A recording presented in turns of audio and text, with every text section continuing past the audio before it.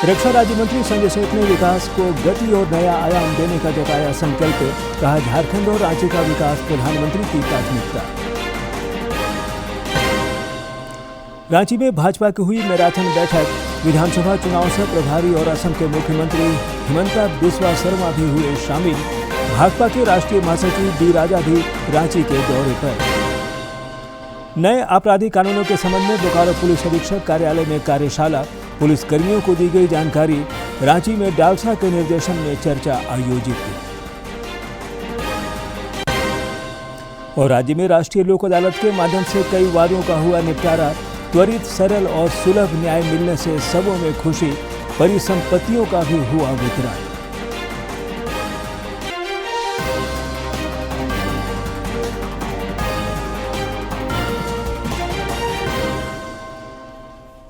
नमस्कार, खबरें झारखंड में आपका स्वागत है। मैं हूं ज्ञानेश्वर प्रसाद श्रीवास्तव और अब समाचार विस्तार से। रक्षा राज्य मंत्री सह रांची सांसद संजय सेठ ने कहा कि झारखंड और रांची का विकास प्रधानमंत्री नरेंद्र मोदी की प्राथमिकता है। श्री सेठ ने रांची में एक सम्मान समारोह को संबोधित करते हुए विकास और जन कल्याण का विजन साझा किया।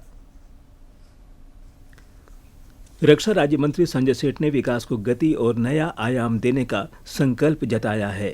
रांची में चार्टर्ड अकाउंटेंट की जिला इकाई शाखा के द्वारा आयोजित सम्मान समारोह को आयोजित करते हुए श्री सेठ ने कहा कि झारखंड और रांची का विकास प्रधानमंत्री नरेंद्र मोदी के लिए प्राथमिकता रही है। प्रधानमंत्री नरेंद्र मोदी जी का हमेशा झारखंड पहली प्राथमिकता रही, पहली, और रांची विशेष रूप से उनका केंद्र रहा। रक्षा राज्य मंत्री ने कहा कि आने वाले समय में वे रांची की तकदीर और तस्वीर बदलने के लिए कृत संकल्पित हैं। उन्होंने कहा कि कई योजनाएं पाइपलाइन में हैं जो शीघ्र धरातल पर दिखेंगी। हमने जैसा कहा कि 2 महीने के अंदर बहुत सारे प्रोजेक्ट अभी पाइपलाइन में हैं और बहुत जल्दी पाइपलाइन से वो धरातल पर उतर जाएंगे। श्री सेठ ने कहा कि विकास के कार्यों के लिए पैसे की कोई कमी नहीं है। परियोजना का आइडिया देने पर उस पर काम होगा। उन्होंने कहा कि रिम्स में नवनिर्मित आश्रय गृह का जल्द ही उद्घाटन होगा। अगले सप्ताह रिम्स में जो हमने पावर ग्रिड से लगभग 20 करोड़ की लागत से एक आश्रय भवन बनाया है, जो मरीज आते हैं उनके परिजन कहाँ रहें, फुटपाथ पे सोते हैं, कॉरिडोर में सोते हैं, उनके लिए एक आश्रय भवन बना है 310 बेड का। उसका भी उद्घाटन रथ यात्रा के दिन प्लान कर रहे हैं। श्री सेठ ने राज्य सरकार पर निशाना साधते हुए रांची और राज्य में कानून व्यवस्था के हालात पर चिंता व्यक्त की। रक्षा राज्य मंत्री ने इस दौरान अपने संबोधन में विकास और जन कल्याण को लेकर अपने विजन पर खुलकर चर्चा की। रांची से सरिता की रिपोर्ट।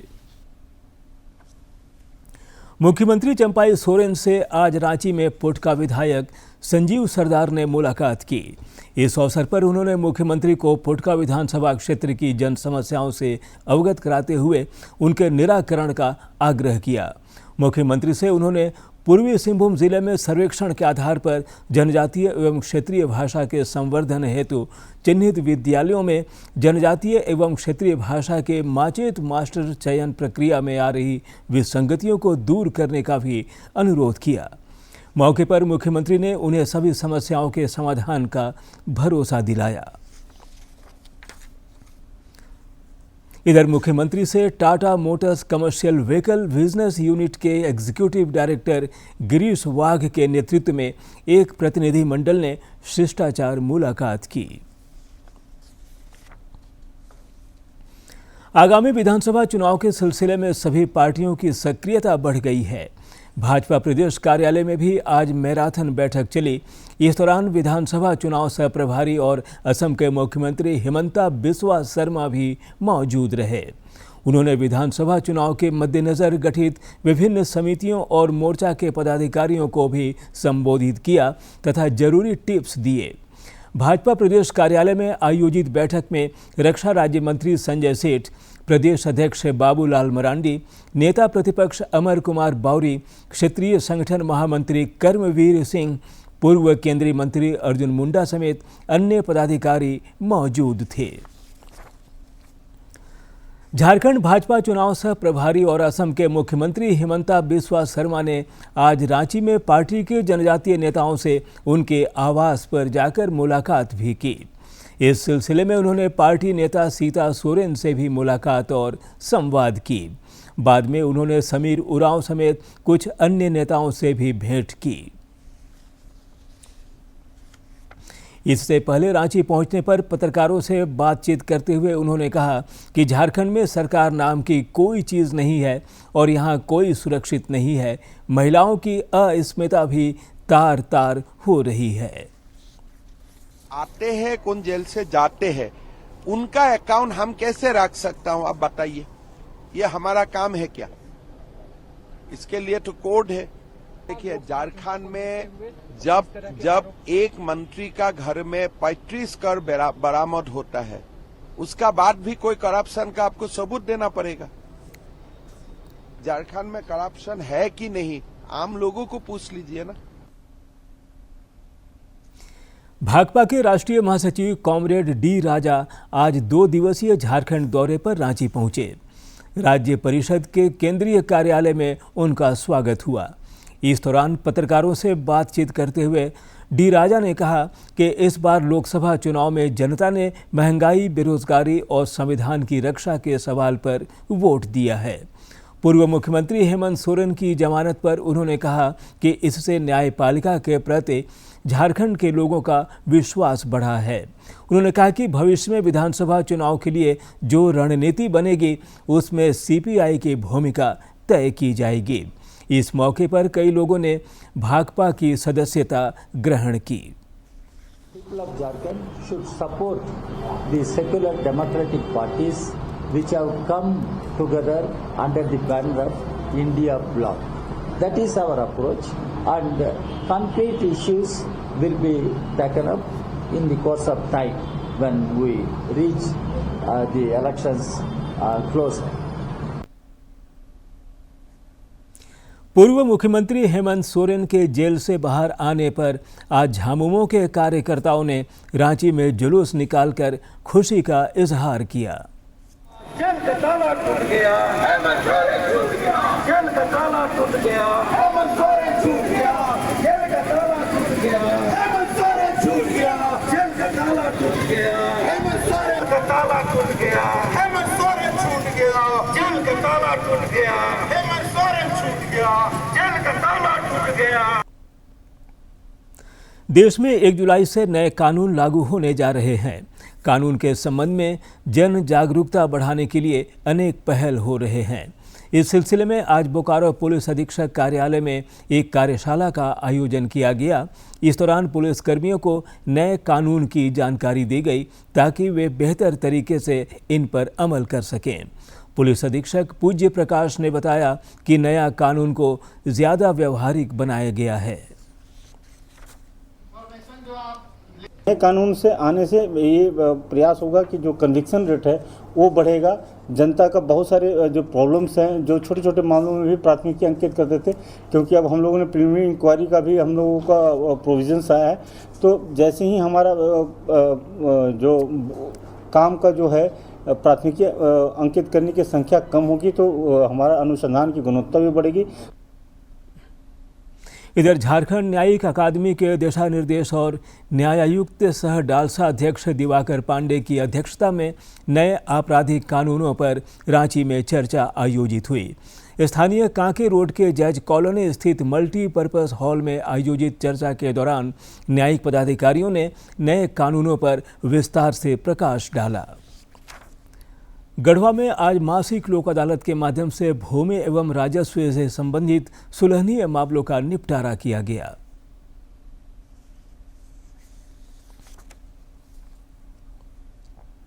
क्या है और उसका निराकरण किस विधि और किस नियम के तहत हो सकता है,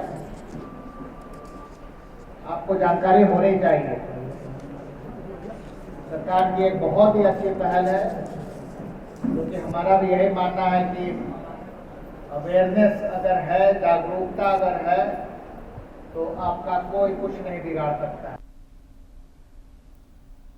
इधर रामगढ़ व्यवहार न्यायालय परिसर में भी विशेष लोक अदालत का आयोजन हुआ।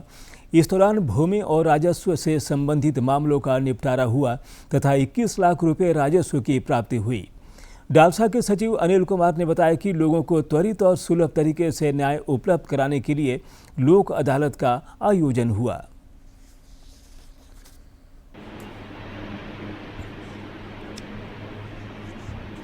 लोक अदालत का आयोजन किया गया, जिसमें भूमि और राजस्व से जुड़े मामलों का निष्पादन किया गया। ये लोक अदालत जिले के प्राय सभी ब्लॉकों में, प्रखंडों में एवं सरकारी कार्यालयों में संपन्न किया गया है। इसका उद्देश्य लोगों को त्वरित और सुलभ न्याय प्रदान किया। रांची में एक जेवर दुकान में कल के भीषण लूटकांड को लेकर राजधानी रांची के जेवर कारोबारी काफी आक्रोश में हैं। लूटकांड के विरोध में आज रांची में सभी जेवर दुकान बंद रहे। दुकानदारों ने एकजुटता प्रदर्शित करते हुए प्रदर्शन किया और पुलिस को 2 दिनों के भीतर अपराधियों को गिरफ्तार करने का अल्टीमेटम दिया। इधर लूटकांड मामले में 7 पुलिसकर्मियों पर गाज गिरी है। एसएसपी चंदन कुमार सिन्हा ने कार्य में लापरवाही बरतने के आरोप में जगन्नाथपुर थाना के 2 सब इंस्पेक्टर सहित 7 पुलिसकर्मियों को सस्पेंड कर दिया है। गौरतलब है कि जगन्नाथपुर थाना क्षेत्र के बिरसा चौक के पास स्थित एक जेवर दुकान में भीषण डाका डालकर कल अपराधी फरार हो गए थे।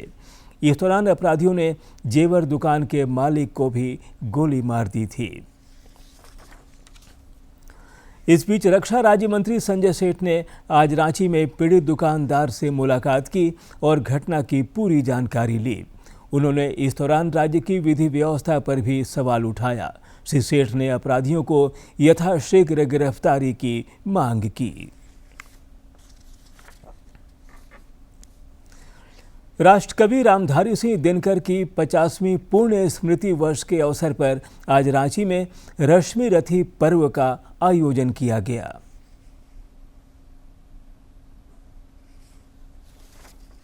रांची के श्यामा प्रसाद मुखर्जी विश्वविद्यालय के हिंदी विभाग में आयोजित रश्मि रथी संवाद कार्यक्रम में विश्वविद्यालय के कुलपति प्रोफेसर तपन कुमार शांडिल्य ने कवि दिनकर के कृतियों को जीवन के हर आयाम के लिए प्रासंगिक बताया। उन्होंने कहा कि इस तरह के आयोजन से वर्तमान पीढ़ी को उन्हें जानने और समझने का मौका मिलेगा। रश्मि रथी चाहे जितनी भी उनकी कृतियां हैं, जैसे कि उनको बताया गया कि संस्कृति के 4 अध्याय, उर्वशी, ऐसे कई उनकी कृतियां हैं, कुरुक्षेत्र, जिसको आज भी स्टूडेंट को पढ़ने की आवश्यकता है। देश में जब भी विपत्ति आई तब तक रामधारी सिंह दिनकर ने अपनी लेखनी से देश को संभालने का भी प्रयास किया।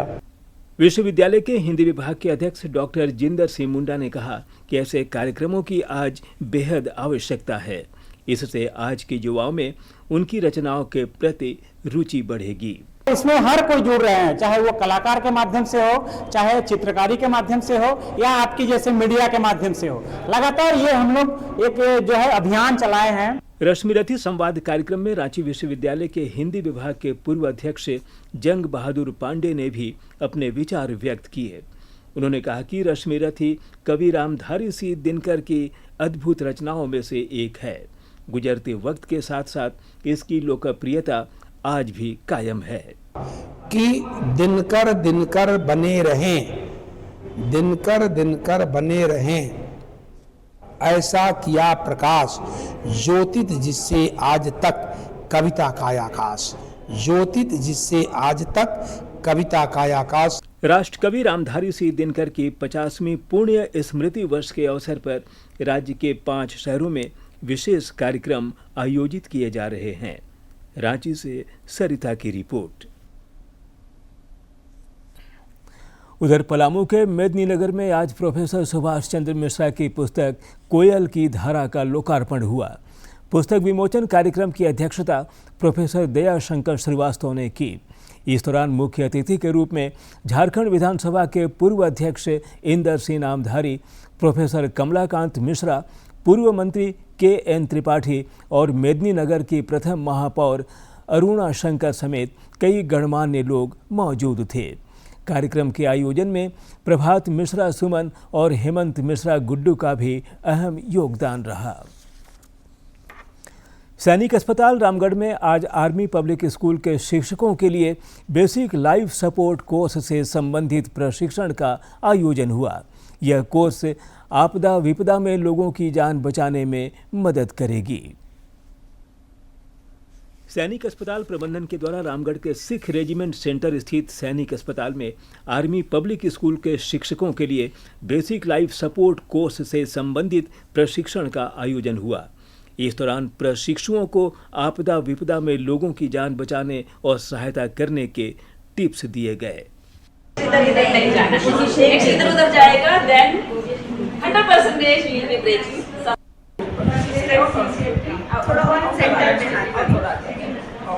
इस कोर्स में आर्मी पब्लिक स्कूल के 33 महिला तथा पुरुष शिक्षकों ने हिस्सा लिया। इस दौरान सिख रेजिमेंट के सैनिक अस्पताल प्रमुख लेफ्टिनेंट कर्नल डॉक्टर विवेक उपाध्याय ने बताया कि बेसिक लाइफ सपोर्ट कोर्स आपदा विपदा पड़ने पर काफी उपयोगी साबित होती है। इस विधा में सारे नागरिकों को जागरूक होना जरूरी है। BLS कोर्स इसलिए होता है कि किसी आपदा या विपदा में अगर कोई मरीज या कोई व्यक्ति बेहोश हो या ऐसी स्थिति में हो कि जिसका जान जाने वाली हो, उस स्थिति में आप उसकी जान कैसे बचा सकते हैं, उस चीज के लिए हम कोशिश कर रहे हैं कि सारे ही नागरिकों को निपुण करें। ट्रेनिंग देने वाली लेफ्टिनेंट कर्नल जिन्ना ने बताया कि शिक्षकों के साथ ही स्कूली बच्चों और अग्निवीरों को यह ट्रेनिंग दी जा रही है ताकि कठिन परिस्थितियों में लोगों की जान बचाई जा सके। मौके पर मौजूद कैप्टन तमन्ना ने भी प्रशिक्षण को अहम बताया। ये ऐसे ट्रेनिंग है जो किसी का जान बचा सकते हैं, तो हम इसको आज हम ये ट्रेनिंग दे रहे हैं APS की टीचर्स को, जो खुद ट्रेनर्स है, आगे जाके ये भी दूसरे को ट्रेन करा सकते हैं। बहुत ज़रूरी है, ये हर एक नागरिक को इसके बारे में पता होना चाहिए ताकि वो किसी भी जगह, चाहे वो एयरपोर्ट हो या रेलवे स्टेशन, किसी की जान बचाने में। ट्रेनिंग लेने पहुंचे शिक्षकों ने भी प्रशिक्षण के आयोजन को सराहनीय बताया। उन्होंने कहा कि जानकारी के अभाव में चूक की आशंका बनी रहती है।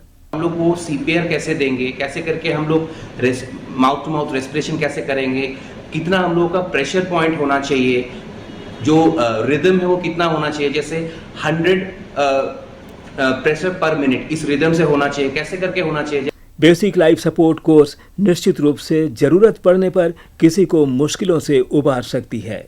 इसकी असल उपयोगिता आपदा विपदा के समय दिखती है जब जान बचाने का सवाल हो।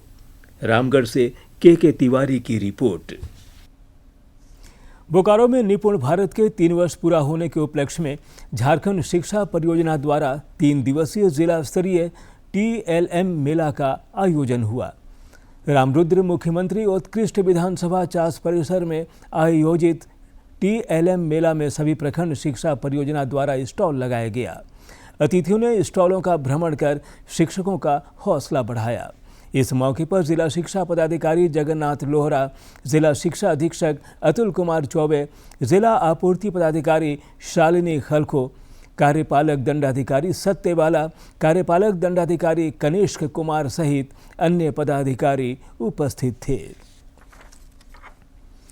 भारत और दक्षिण अफ्रीका के बीच आज T20 क्रिकेट विश्व कप का खिताबी मुकाबला खेला जाएगा। जीत के लिए बेताब और दमदार अंदाज के साथ रोहित शर्मा एंड कंपनी का विजय रथ अब फाइनल पड़ाव पर है, जहां सामने दक्षिण अफ्रीका है।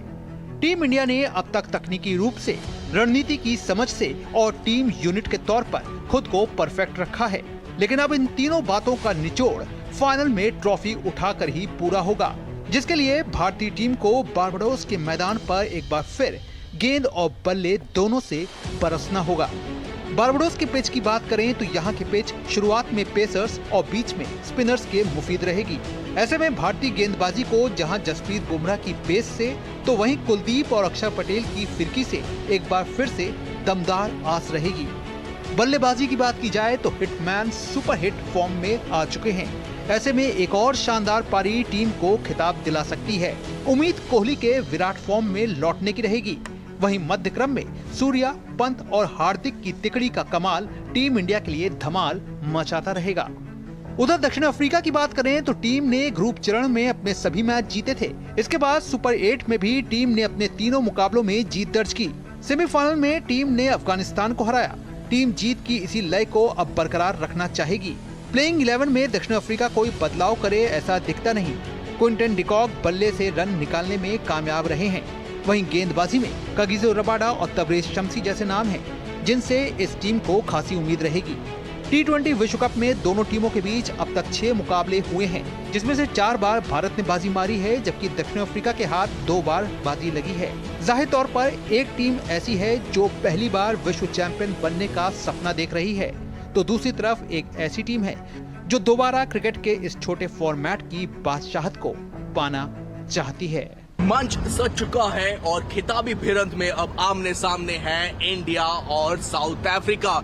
दोनों ही टीमों के लिए ये करो और मरो की स्थिति है, क्योंकि दोनों ही टीमें बहुत सालों से एक आईसीसी टूर्नामेंट नहीं जीत पाई है। भारत का आखिरी आईसीसी टूर्नामेंट था 2013 का चैंपियंस ट्रॉफी, और उनका T20 वर्ल्ड कप था जो सबसे पहला T20 वर्ल्ड कप हुआ था 2007 में, जबकि साउथ अफ्रीका ने एक भी T20 वर्ल्ड कप या फिर आईसीसी वर्ल्ड कप नहीं जीता। तो दोनों ही टीमों के लिए बहुत बड़ी उपलब्धि है, बहुत बड़ा मौका है इस T20 वर्ल्ड कप को अपने नाम करने का। कैमरा पर्सन एस जयशंकर के साथ मैं तापस भट्टाचार्य, दूरदर्शन समाचार, बारबाडोस। और अब देखते हैं फटाफट अंदाज में जिलों की खबरें।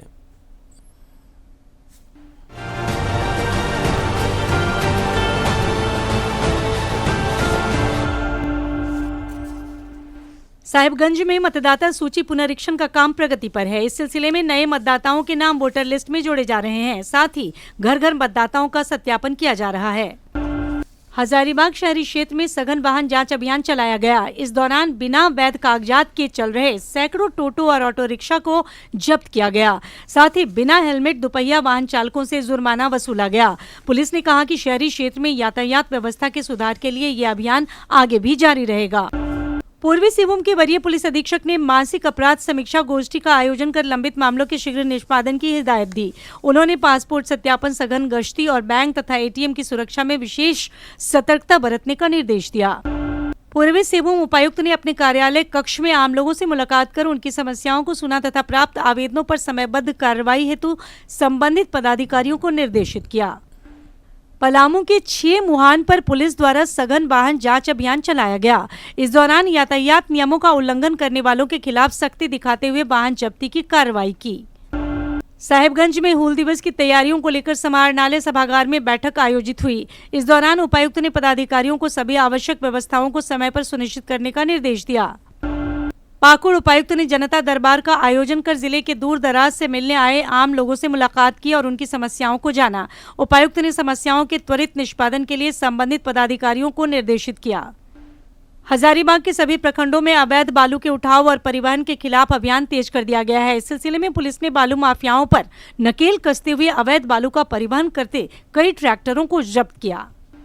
बोकारो जिला समाहरणालय सभागार में उपायुक्त की अध्यक्षता में सामाजिक सुरक्षा, पशुपालन, सहकारिता और कस्तूरबा गांधी आवासीय बालिका विद्यालय को लेकर समीक्षात्मक बैठक आयोजित हुई।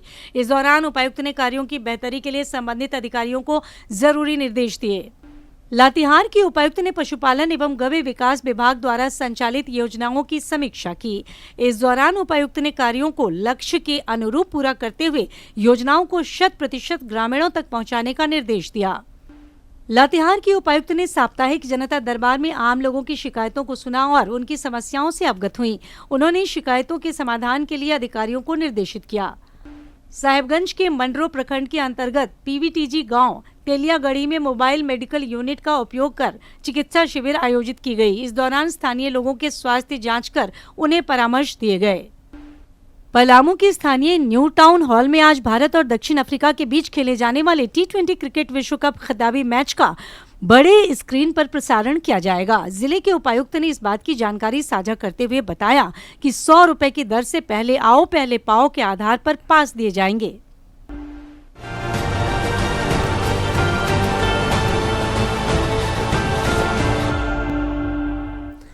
प्रधानमंत्री नरेंद्र मोदी कल आकाशवाणी से मन की बात कार्यक्रम में अपने विचार साझा करेंगे।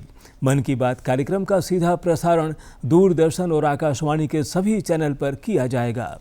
इसके अलावा दूरदर्शन और आकाशवाणी समाचार के YouTube चैनल पर भी प्रसारण किया जाएगा। अनकही विरासत की उम्मीदें नए भारत की, नहीं अछूता हो महीने के आखिरी रविवार का रहता है इंतजार। ब्रह्मपुत्र के घाट से हिमालय के विस्तार तक होती है मन की बात प्रधानमंत्री के साथ। तो सुनिए इस महीने 30 जून सुबह 11 बजे मन की बात। और अब अंत में मुख्य समाचार एक बार फिर।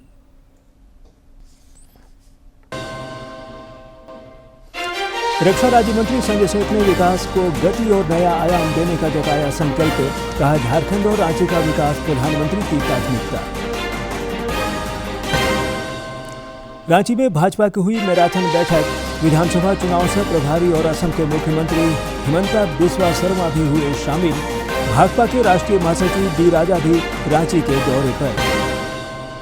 नए आपराधिक कानूनों के संबंध में बोकारो पुलिस अधीक्षक कार्यालय में कार्यशाला। पुलिस कर्मियों को दी गई जानकारी। रांची में डालसा के निर्देशन में चर्चा आयोजित की। और राज्य में राष्ट्रीय लोक अदालत के माध्यम से कई वादों का हुआ निपटारा। त्वरित, सरल और सुलभ न्याय मिलने से सबों में खुशी। परिसंपत्तियों का भी हुआ वितरण।